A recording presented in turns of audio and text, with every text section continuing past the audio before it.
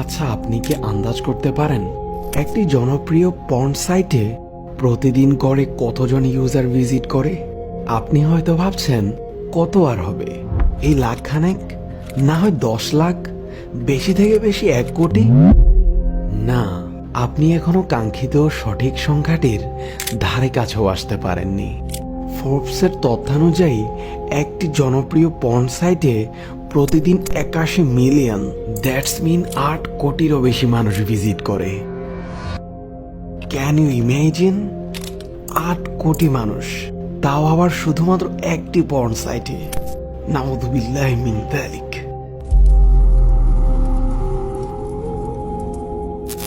সারা পৃথিবীতে পর্ন ইন্ডাস্ট্রির ব্যবসা কত টাকার জানেন? এনবিসি নিউজের তথ্যানুযায়ী প্রায় 97 বিলিয়ন ডলারের ব্যবসা দাঁড়িয়ে আছে শুধুমাত্র এই পর্ন ইন্ডাস্ট্রির উপর নির্ভর করে। এই পরিসংখ্যানগুলো শুনে আই হোপ পর্নের বিস্তার সম্পর্কে আপনি কিছুটা হলেও ধারণা করতে পেরেছেন। ব্রেভম্যান ক্যাম্পেইন নামের একটি জরিপে দেখা গেছে আমার আপনার সোনার বাংলার প্রায় শতকরা 61%-এরও বেশি কিশোর পর্ন অ্যাডিক্টেড বা পর্নোগ্রাফি আসক্ত। কিশোরদের সাথে পাল্লা দিয়ে বাড়ছে বয়োবৃদ্ধ পর্ন অ্যাডিক্টেড পার্সনদের সংখ্যাও। জীবনের শেষ প্রান্তে এসে কাউকে না পেয়ে আপন করে নিচ্ছে পর্নোগ্রাফির ওই নীল জগৎকে। পর্নোগ্রাফির ক্ষতিকর দিক রয়েছে অসংখ্য, অগণিত, আর এর মধ্যে অন্যতম হল মাস্টারবেশন বা হস্তমৈথুন, যার ফলে আপনি আপনার দুনিয়া আখেরাত দুটোই হারিয়ে ফেলছেন। তাই আমরা আজ এমনই 10টি টেকনিক নিয়ে আলোচনা করব যেগুলো লাইফে অ্যাপ্লাই করার মাধ্যমে আপনি মাস্টারবেশন নামক এই ভয়াবহ মহামারী থেকে পরিত্রাণ পেতে পারেন। 1. যথাসম্ভব একা থাকা পরিহার করুন। 2. গোপনাঙ্গ প্রয়োজন ছাড়া না দেখাই ভালো। 3. আপনি যেসব কাজ করলে উত্তেজিত হন সে সকল কাজ এড়িয়ে চলুন। 4. মাথায় খারাপ চিন্তা উদয় হলে ইস্তিগফার বা আউযু বিল্লাহ পাঠ করুন। 5. ফেসবুক, ইউটিউব সহ সব প্ল্যাটফর্মে ভালো ভালো চ্যানেল ও পেজগুলো ফলো করুন। 6. যদি খারাপ কোনো পেজ বা চ্যানেলে ফলো দিয়ে থাকেন তাহলে তা এক্ষুনি আনফলো করে দিন। 7. দিনের একটা সময় বই পড়ে কাটান, যেমন জীবন যেখানে যেমন, নবী জীবনের গল্প বা ইতিহাস বিষয় বইও পড়তে পারেন। 8. নিয়মিত সালাত আদায় করুন। সালাতের পর মাস্টারবেশন থেকে বাঁচতে দোয়া করুন। 9. খারাপ বন্ধুদের সঙ্গ ত্যাগ করুন। ভালো বন্ধুর সংস্পর্শে থাকুন, তাদের সাথে মন খুলে কথা বলুন। সর্বশেষ ও 10 নাম্বার, প্রচুর পরিমাণে পরিশ্রম করতে চেষ্টা করুন, বা সকালবেলা দৌড়, হাঁটাহাঁটি, বুক ডাউন বা ব্যায়াম ইত্যাদি করে নিতে পারেন। সর্বোপরি মনে রাখবেন, উজ্জ্বল ভবিষ্যৎ গড়তে আপনার নিজেকে এগিয়ে আসতে হবে। আল্লাহ আমাদের সকলকে এই মহাব্যাধি থেকে পর্নোগ্রাফির সাথে পরিচিত না এমন হাজারের একজন ব্যক্তি খুঁজে পাওয়া যাবে না। ঠিক আছে, বাংলাদেশের পরিসংখ্যান বলছে যে বাংলাদেশের স্কুল পড়ুয়া প্রায় 77% ছেলে মেয়ে পর্ন দেখে। এটা আবার কথা নয়, বা আপনি গুগল করেন এবং দিন দিন মেয়েদের পর্ন দেখার প্রবণতা বাড়ছে, এটা লেখা আছে। শুধু তাই নয়, ওই 1896 সালের দিকে তারা যখন পর্নোগ্রাফি ছড়িয়ে দেয়, মাত্র 7 মিনিটের একটা ভিডিও তারা প্রকাশ হচ্ছে। ঠিক আছে, এবং তার নামও তারা দিয়েছিল, আমার নামটা ঠিক খেয়াল নাই, আর আমি এগুলো ফিল্মস দেখিনি, আমি গুগলের নামটা দেখেছি কি নাম ছিল। তো তখন থেকে নিয়ে এই পর্যন্ত এই যে নীল সংস্কৃতি চালু করে দেয়া, এটা শুধু পশ্চিমাদের মধ্যে সীমাবদ্ধ থাকে নাই, পুরো বিশ্বের মধ্যে ছড়িয়ে দেওয়া হয়েছে। এবং আপনি পরিসংখ্যান দেখবেন যে এই নীল সংস্কৃতিতে সবচাইতে বেশি যারা পারদর্শী তারা হচ্ছে মার্কিন যুক্তরাষ্ট্রে, এবং এই ব্লু ফিল্মস পুরো বিশ্বে একটা ইন্ডাস্ট্রি চালু করেছে, এর নাম হচ্ছে পর্ন ইন্ডাস্ট্রি। ঠিক আছে, এবং আপনি এবার শুনলে অবাক হবেন যে এই পর্ন ইন্ডাস্ট্রি প্রতি বছরে 97 বিলিয়ন ডলারের ব্যবসা করে। 97 বিলিয়ন ডলারের ব্যবসা করে পর্ন ইন্ডাস্ট্রি সারা ওয়ার্ল্ডে। 1 বিলিয়ন সমান সমান কত? 100 কোটি। 1 বিলিয়ন সমান 100 কোটি ডলার আর টাকা দিয়ে হিসাব করে দেখেন কত টাকা হয়। 97 বিলিয়ন ডলারের ব্যবসা হয় প্রতি বছর এই পর্ন ইন্ডাস্ট্রির মধ্য দিয়ে। এবং এই ইন্ডাস্ট্রির ফিল্মসগুলো হলিউড বলিউডের চেয়ে বেশি শ্যুট করা হয়। এবং আমেরিকার লস অ্যাঞ্জেলেস নামক একটা জায়গা আছে না, এটাকে বলা হয় পর্নের স্বর্গরাজ্য।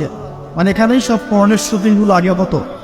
একটা পর্যায় থেকে সেখান থেকে সরিয়ে ক্যালিফোর্নিয়া নিয়ে আসা হয়েছে। কখন সরানো হয়েছে? যখন সেখানকার প্রশাসন একটা আইন জারি করলো। কি আইন জারি করলো? যে এখানে শুটিং করতে হলে বাধ্যতামূলক কন্ডোম ব্যবহার করতে হবে। নাউজুবিল্লাহ পড়বেন না। তো তারা এটা ব্যবহার করার পক্ষপাতী না, তখন ওখান থেকে ইন্ডাস্ট্রি সরিয়ে ক্যালিফোর্নিয়ার দিকে নিয়ে যাওয়া হয়েছে। তো শুধু আমেরিকায় প্রতি বছর 10 থেকে 12 বিলিয়ন ডলারের ব্যবসা করে এখানে। দ্বিতীয় স্থানে আছে ইউরোপের কান্ট্রি ব্রিটেন, তারপরে আছে সাউথ আফ্রিকা, তারপরে অন্যান্য কান্ট্রি জার্মানি, এদিকে আপনার সুইডেন, ফিনল্যান্ড, আমাদের উপমহাদেশের অনেক কান্ট্রিও আছে। ঠিক আছে? তো এই যে নীল সংস্কৃতি সারা ওয়ার্ল্ডে তারা ছড়িয়ে দিল, এখান থেকে আমি একটা নাম চুজ করেছি আর কি, যে নীল দর্পণ। আমি কিন্তু লেকচারে এখানে যাইনি, জাস্ট ইন্ট্রোডাক্টরি কিছু কথা বললাম হবে যে নীল দর্পণ নামটা আমি কেন দিয়েছি এই কারণে। তো মূল লেকচারে যাওয়ার আগে আমি আপনাকে কয়েকটা পরিসংখ্যান দেখাই। তার আগে বলে দিই যে এর ফলশ্রুতিতে শুধু যে ধর্ষণ বেড়েছে এমনটা নয়, বরং সমকামিতাও বেড়েছে। এখনকার পরিসংখ্যান বলছে মার্কিন যুক্তরাষ্ট্রের 52% মানুষ মনে করে যে সমকামিতাকে স্বীকৃতি দেওয়া উচিত, এবং 41% মানুষ মনে করে দেওয়ার দরকার নেই। কিন্তু আইনত এটা লিগ্যালাইজড, এটা ওদের বাক স্বাধীনতা। এটা কানাডা অনেক আগেই করেছে, ব্রিটেনেও আছে, অস্ট্রেলিয়াও স্বীকৃতি দিয়েছে, এবং দিন দিন আস্তে আস্তে আমাদের ভারত থেকে শুরু করে আমাদের দেশে পর্যন্ত এগুলোর বিস্তার বেড়ে গেছে। এবং তারা এখন সংগঠন তৈরি করেছে, তাদের ফ্ল্যাগ আছে, তারা অধিকারের কথা বলে, তারা স্বীকৃতি চায়। এবং পর্ন সম্পর্কে পড়তে গিয়ে আমি দেখলাম যে নর্মালি পর্নের যে ভিডিওগুলো হয় এগুলো হচ্ছে চলচ্চিত্রের মতো, জাস্ট যেমন একটা নায়ক নায়িকা শুটিং করে, গায়ক গায়িকা যেমন শুটিং করে, ঠিক এরকম করেই ফিল্মস শুট করা হয়। আপনি যখন এটা সার্চ করবেন দেখবেন পর্ন ইন্ডাস্ট্রি থেকে বের হয়ে আসা কিছু ওদের কথা মতে পর্ন স্টার, তারা সাক্ষাৎকার দিয়েছে যে এই জগৎটার সম্পূর্ণটাই হচ্ছে মিথ্যা এবং ফেক। যা দেখানো হয় এটা টোটালি ফেক। এবং কোনো কোনো ক্ষেত্রে তাদেরকে বাধ্য করে জালের মধ্যে ফেলে এই ইন্ডাস্ট্রির মধ্যে অনুপ্রবেশ করানো হয়, যেখানে ওদের কোনো ইচ্ছাও থাকে। একবার জড়িয়ে গেলে কোনো মেয়ে সেখান থেকে আর বের হতে পারে না।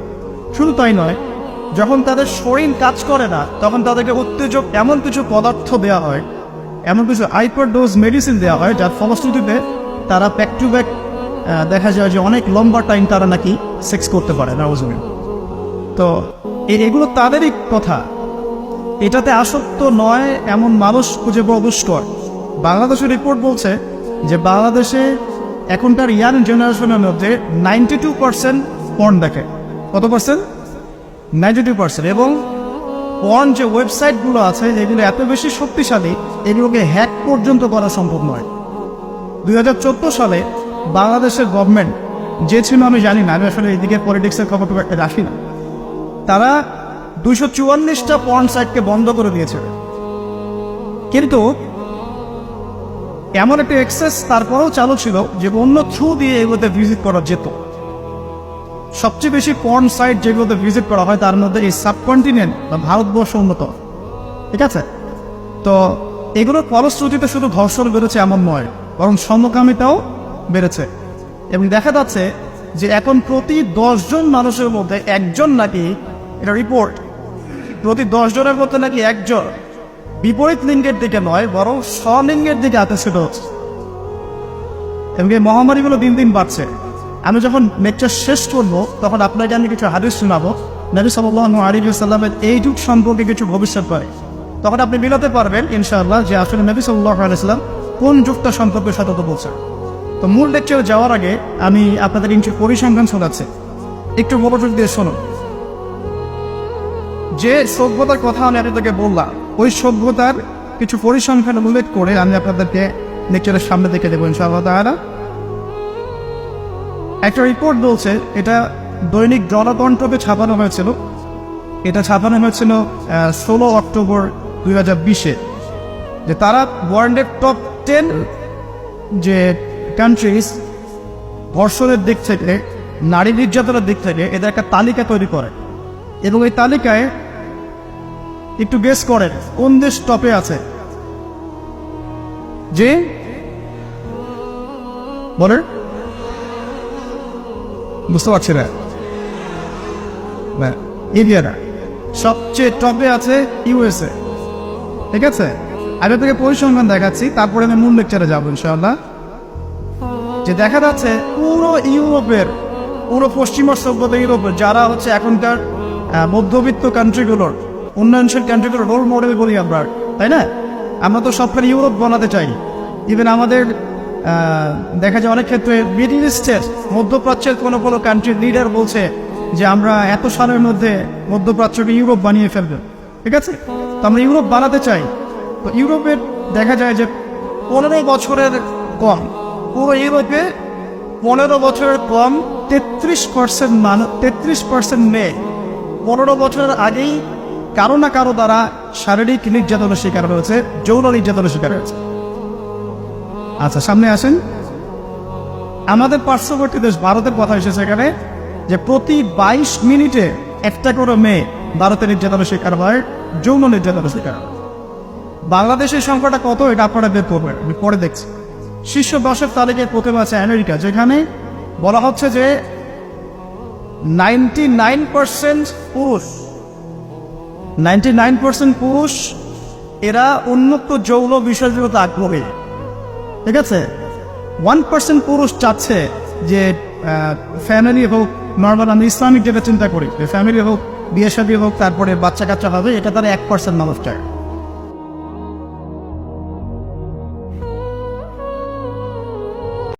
আমরা বর্তমানে বাস করছি চূড়ান্ত নির্লজ্জ এক পৃথিবীতে। এমন এক পৃথিবী যেখানে আপনার হাতের মুঠোফোন দিয়েই যে কোনো ওয়েবসাইট থেকে যে কোনো ভিডিও চালাতে পারেন অনায়াসে। পর্নোগ্রাফি ইন্ডাস্ট্রি বর্তমানে একটি $multi-trillion ইন্ডাস্ট্রি, যার উদ্দেশ্য এবং কাজই হলো আপনাদের প্রত্যেকেই যেন কোনো না কোনো ভাবে এসব নোংরামির ভোক্তা হন, এবং প্রতিটি নারী, পুরুষ ও শিশুর সামনে এগুলো যেন উন্মোচিত হয় তা তারা আশা করে। আপনিও দেখবেন, আসক্ত হবেন এবং পরিণত হবেন আরো একজন ভোক্তায়। এটাই হলো আমাদের সমাজকে দেওয়া পর্নোগ্রাফির উপহার। এটা তৈরি করছে অমানুষ, মানুষকে পরিণত করছে পশুতে, যৌন বিকারগ্রস্ত মানুষে। এবং আপনাদের মধ্যেই দুর্ভাগ্যক্রমে কারো কারো এই আসক্তি রয়েছে, এবং আপনারা এসব জঞ্জাল অনলাইনে দেখছেন, আপনারা দেখেন এবং নিজেদের বিভিন্ন মোবাইল ডিভাইসে এবং অ্যাপে সেভ করে রাখেন। এবং এই নিয়ে আপনাদের ভিতরে আর কোনো খারাপও লাগে না, কেননা আপনারা নিজেরাই মনে মনে নিজেদের জন্য এগুলোকে গ্রহণযোগ্য ধরে নিয়েছেন। হয়তো মাঝে মাঝে এ নিয়ে একটু অনুশোচনা হয়, কিন্তু আবারও আপনি ফিরে যান সেদিকে। আপনি ভাবছেন অন্তত আমি তো কারো ক্ষতি করছি না, অন্য কাউকে তো দেখাচ্ছি না, নিজেই দেখছি, এইটুকুই ঠিক আছে। কিন্তু জানেন আসলে কি হচ্ছে? ভেতরে ভেতরে আপনার আত্মা নিঃশেষ হয়ে যাচ্ছে, আপনার সালাত হয়ে গেছে অন্তঃসার শূন্য। সে সময় আপনি একটু চোখের পানি ফেলতে পারেন না, কেননা আপনার হৃদয়ে আল্লাহর ভয় এতটাই কমে গেছে। কারণ হলো ওই সমস্ত নোংরামি যা আপনি দেখে আসছেন তারই ফলাফল। এগুলো আপনাকে পরিণত করেছে একটা মানুষরূপী পশুতে, যার ফলে আপনি এখন আর স্বাভাবিকভাবে তাকাতেও পারেন না। যখন একজন নারী আপনার পাশ দিয়ে যায়, আপনি যেন দেখেন একটা মাংসপিণ্ড হেঁটে যাচ্ছে। আপনার দু চোখ সর্বদাই নিরীক্ষণ করে বেড়াচ্ছে প্রত্যেককে। সারাটাক্ষণ আপনি হা করে তাকিয়ে থাকেন, চেয়ে থাকেন, চোখ নামিয়ে নিতে আপনার রীতিমতো কষ্ট হয়। যখন আপনি সাবওয়েতে কিংবা ক্যাম্পাসে অথবা যখন কর্মক্ষেত্রে নয়তো রাস্তা দিয়ে হেঁটে যাচ্ছেন, আপনি পারছেন না নিজেকে সংযত রাখতে। হয়তো একটা বিলবোর্ডের দিকে তাকালেন, আপনি দ্বিতীয়বার তাকান, তৃতীয়বার তাকান। এমন একটা সুযোগ আপনি হাতছাড়া করেন না যা দিয়ে আপনার অন্তরটা কলুষিত হয়। আপনি পরিপূর্ণভাবে একজন আসক্ত ব্যক্তি।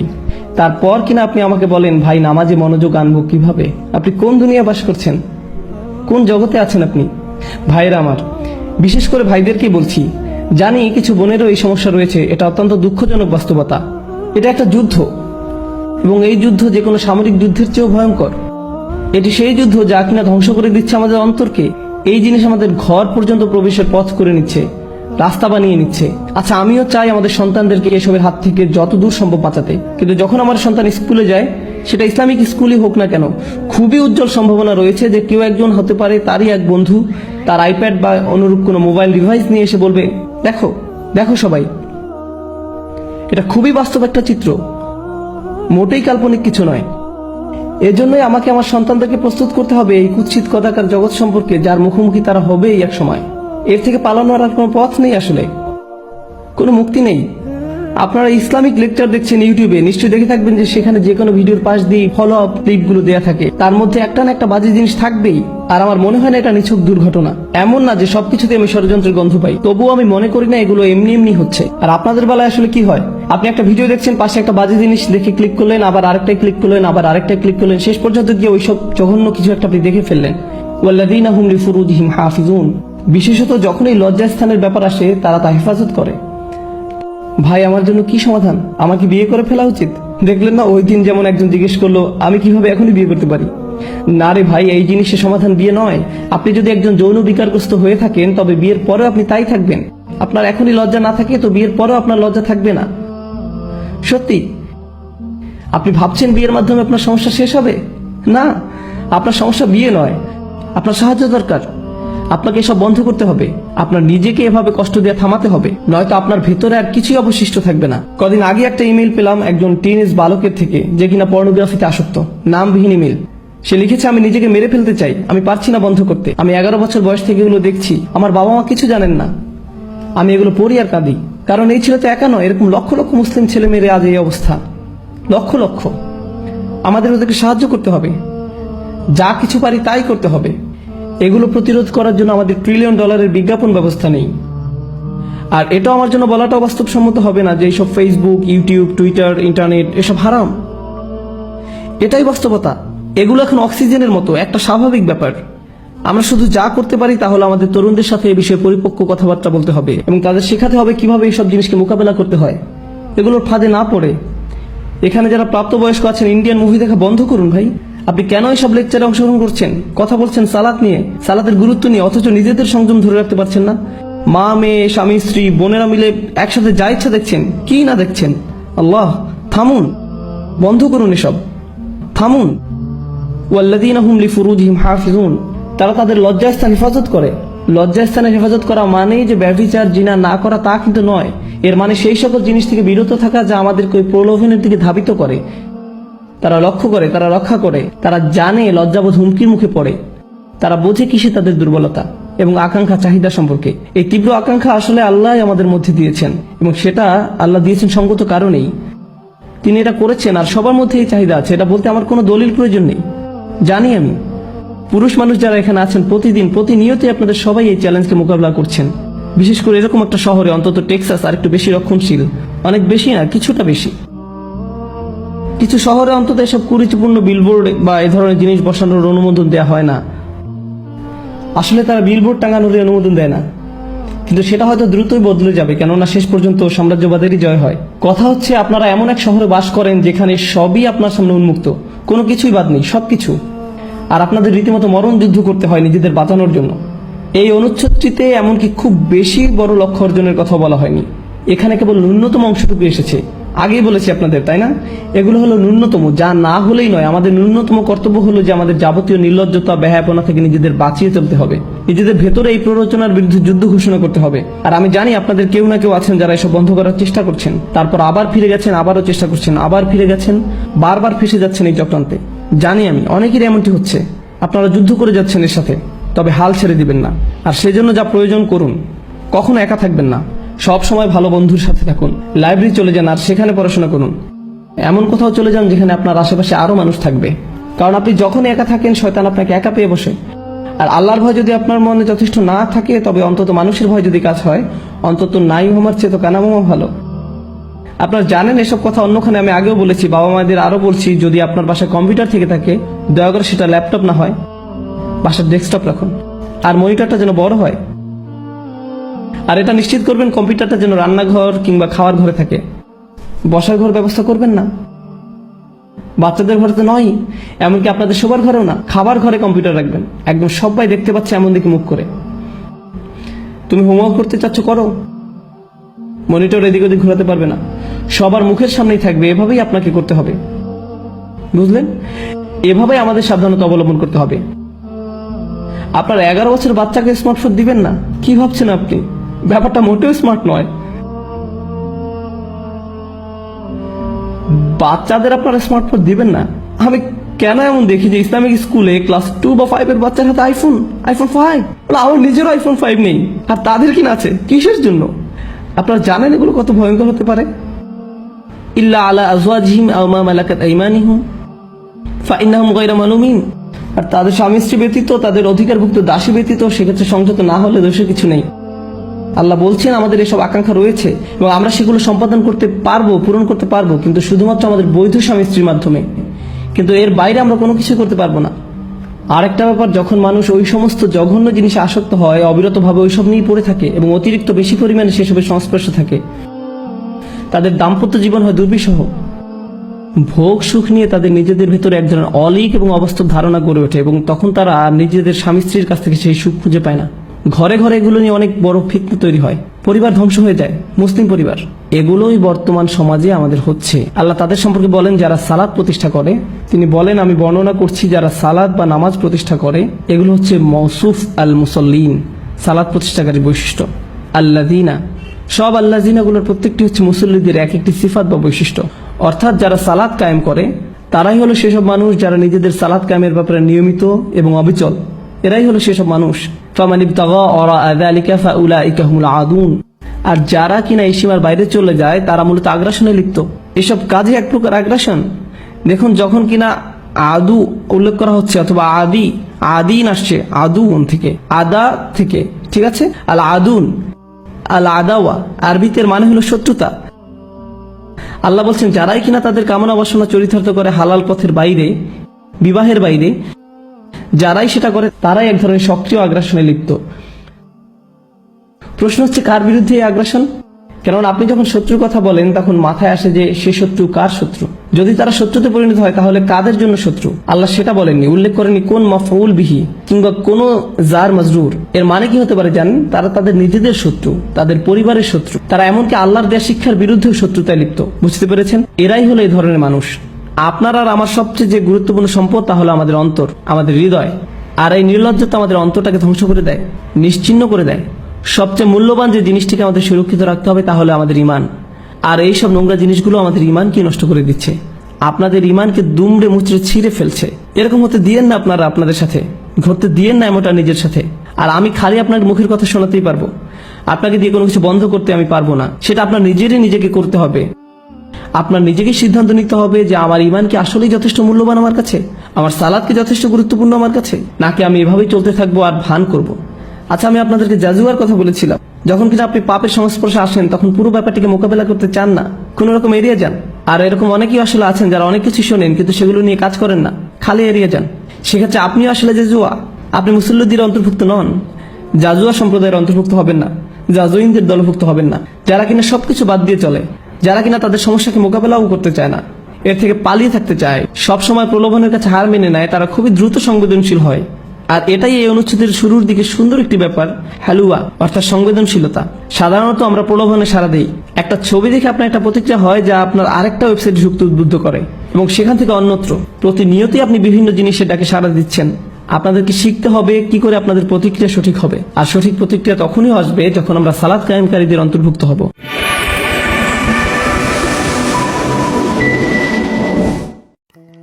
আচ্ছা, আমাকে বলো তো, যাকে সারা রাত দেখার পর একটুর জন্য স্পর্শ করতে পারলে না, কিছু করতেও পারলে না, তাকে সারা রাত দেখে কী লাভ হলো? বরং চোখ নষ্ট হলো, সময় নষ্ট হলো, অন্তর নষ্ট হলো, আমলনামা ভারী হলো। কিন্তু আমি ভেবে পাচ্ছি না এরপরেও তোমার কী লাভ হচ্ছে এতে। ও হ্যাঁ, হয়তোবা তুমি মাস্টারবেশন করে নিজের লাইফটাকে অন্ধকার বানিয়ে ফেলছো, কিন্তু তারা কি কোনো ফলপ্রসব হবে? মোটেও না, বরং তোমার দুনিয়া ও আখিরাত উভয় জায়গায় ধ্বংস ডেকে নিয়ে আসবে। কেউ ঘরে না থাকলে তুমি মোবাইলটা রেখে দিয়ে হস্তমথন করে জীবন ধ্বংস করছো। প্রায়ই রাসূল সাল্লাল্লাহু আলাইহি ওয়াসাল্লাম বলছেন আমার জীবনে বড় ভয়। রাসূল সাল্লাল্লাহু আলাইহি ওয়াসাল্লাম বলেন আমার জীবনে বড় ভয় আমার উম্মতের উপরে গোপন পাপে, আমার উম্মত গোপন পাপে লিপ্ত হবে, এটাই আমার ভয়। আমার উম্মত গোপন পাপে লিপ্ত হবে, এটাই আমার ভয়। আমার উম্মত গোপন পাপে লিপ্ত হবে, এটাই আমার ভয়। এটাই মোবাইল, এটাই হস্তমথন, এটাই ছেলে আছে চাঁদপুরে, মেয়ে আছে লন্ডনে, জেনা হচ্ছে। আমার জীবনে বড় ভয় আমার উম্মত গোপন পাপে লিপ্ত হবে। 1450 বছর পূর্বে এই কথা বলেছে। পৃথিবীর মানুষ, তোমরা আমাকে ডাকো অতীব গোপনে অতীব বিনয়, অতীব গোপনে অতীব বিনয়। ইজ না দ্বারা বহনে দান খাপিয়া, যখন জাকারিয়া আলাইহিস সালাম তার প্রতিপালক। যারা পর্নোগ্রাফিতে অ্যাডিক্ট হয় তারা কিন্তু চির অসুখী হয়, জীবনে আর কোনোদিন সুখী বা তৃপ্ত হইতে পারে না। তাদের ব্রেন ব্লো আউট হয়ে যায়, ব্রেন নষ্ট হয়ে যায়। এটা নিয়ে কথা অনেক লেখালেখি হয়েছে। তাদের ব্রেনটা আর স্বাভাবিকভাবে ফাংশন করতে পারে না, চিন্তা করতে পারে না। 2 নম্বর হচ্ছে তারা ভায়োলেন্ট হয়ে যায়। তাদের ওই উত্তেজনাটা প্রশমিত করার জন্য তারা যে কোনো কিছু করতে পারে। এই যে বললাম, রেপ, খুনাখুনি, মারামারি সব কিছু করতে পারে তারা। আপনি দেখবেন, পড়লে এগুলো তো বাংলাদেশে খবরের কাগজে উঠে, এগুলো কোনো রাগটাক নাই। ফ্যামিলি ভেঙে যায়, বিয়ে। পর্নোগ্রাফিতে আপনার 5 মিনিটের একটা ইসের ভিতর যত কিছু এই সমস্ত জিনিসগুলো বাস্তব জীবনে কোনোদিন হয় না। বাস্তবে বউ এইভাবে বিহেভ করে না, একটা পর্নোস্টার যেভাবে বিহেভ করে এইভাবে করে না। সো আপনি বিয়ের সাথে সাথেই আপনার মনে দূর এটা কী করলাম, মানে বিয়েতে আপনি আপনার পর্নোগ্রাফি থেকে যে ইমাজিনেশন আসছে, জীবনে দেখলেন যে এটা তো কোনো ব্যাপার না। বাস্তবে একটা যদি আমাদের স্বাভাবিক মুসলিম বিয়ে হয়, যারা একে অপরের সাথে মেলামেশা করে নাই, আগে কেউ কাউকে চিনে না, অ্যারেঞ্জ ম্যারেজ ফ্যামিলির থ্রুতে বিয়ে হয়েছে, তাদের 1 মাস 2 মাস 6 মাস লাগতে পারে অ্যাডজাস্ট করতে। অথচ আপনি পর্নোগ্রাফিতে কী দেখতেছেন, 6 মিনিটের ভিতরে জীবনের সব স্বাদ নেওয়া শেষ, তাই না? তা আপনার কাছে তখন হাইসেন না, কথা সত্যি না? তা আপনার কাছে তখন মনে হচ্ছে দূর, এটা কি, এটাতে কোনো উত্তেজনাই নাই, কোনো কিক নাই, কোনো আবেগ নাই, কোনো নাই, কোনো প্লেজার নাই, কোনো এরকম মনে হবে আপনার বিয়েতে কোনো দিন। এরপরে পর্নোগ্রাফি থেকে আরেকটা হচ্ছে আমাদের সমাজের ভিতরে এখন ইনসেস্ট শুরু হয়েছে। কিন্তু ইনসেস্ট, বাবা মেয়ে, ছেলে ভাই বোন, এই ধরনের দেখবেন পেপারে আসে, আসে অনেক ঘটনা আসে। এগুলার কিন্তু মানে রুট কারণ হচ্ছে ওইটা। কারণ আপনি পর্নোগ্রাফি দেখতেছেন, পাশের রুমে আপনার ইনসেস্ট কেউ আসে, ঘুমাইতেছে, আপনি ওইখানে দেখতেছেন এই ঘটনা, আপনি এটা করতে যাচ্ছেন, অ্যাক্ট করতে যাচ্ছেন, মানে অ্যাকচুয়ালাইজ করতে যাচ্ছেন, বাস্তবায়িত করতে যাচ্ছেন। এরকম আমরা অনেক গল্প দেখি, পেপারে আসে। তারপরে যে মানুষটা সে আনপ্রোডাক্টিভ হয়ে যায়, সে আর ভালো কোনো কাজ করতে পারে না, রেসপন্সিবল কোনো কাজ করতে পারে না, সে একটা নির্জীব মানুষ হয়ে যায়, জীবনী শক্তিহীন মানুষ হয়ে যায়। Over long period of time বদমেজাজি একটা বাজে লোক হয়ে যায় এবং পারভার্ট হয়ে যায়। পারভার্ট মানে বিকৃতি। এই পর্নোগ্রাফির ব্যাপারটাই এমন যে আপনার কালকে যেটা দেখছেন আজকে আর সেটাতে ধরবে না। এটা একটা নেশার মতো ব্যাপার। মানে কালকে আপনি একটা সিগারেট খেয়ে হয়তো আজকে 2টা, তারপর 3টা, তারপর 10টা, তারপর 2 প্যাকেট, বুঝছেন না? মানে এটা বাড়তেই থাকবে উত্তর এবং একসময় দেখবেন যে আপনার কিছুতেই কিছু হচ্ছে না। আমি শেষ করে দিই, যেহেতু নামাজের সময় চলে আসছে। সুবহানাকাল্লাহুম্মা ওয়া বিহামদিকা আশহাদু আল্লা ইলাহা ইল্লা আনতা আস্তাগফিরুকা ওয়া আতুবু ইলাইক।